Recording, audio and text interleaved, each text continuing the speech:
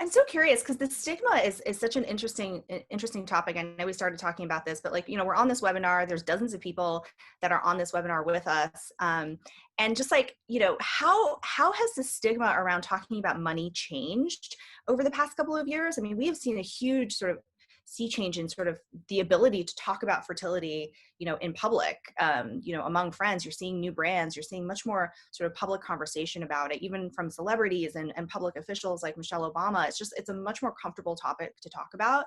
I wonder like what you've seen from the money perspective as well. And I'd love to get your thoughts on like, is it like, do you find that it's more difficult for women to talk about money versus men? And like, what are some of the tips that you would give people on that front? Yeah. It's definitely changed, but there's personal finance is just that. It's incredibly personal.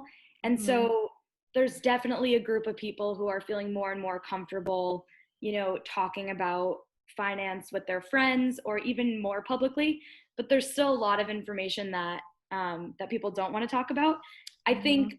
you know, it's almost interesting because for this group of people who went through 2008 and now this, I think they feel such a burden that they almost feel more comfortable um, being able to communicate with friends and talk about like the awful experiences that they went through, and they kind of bond over these shared experiences of how they keep seeing recessions and volatile Right. markets, or trying to figure out how to pay off student loan debt. I think you know a lot of what we talk about is how do you make finance preventative. And one of the reasons I'm really passionate about this is because in my family, we never talked about money until it was too late.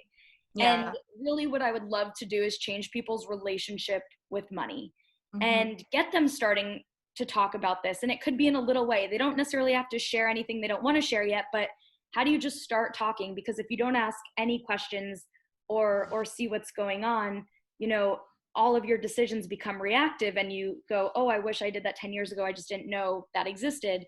Um, and so I think it's important to do, something that makes you feel comfortable, but start the conversation, make a plan, do things preventatively before it's too late, which is how the system's traditionally worked. Yeah, it's the same thing with fertility. I mean, like it's always been sort of centered around sort of this crisis mentality, which is certainly like a feels very crisis driven when you're in it, which is the infertility cases, right?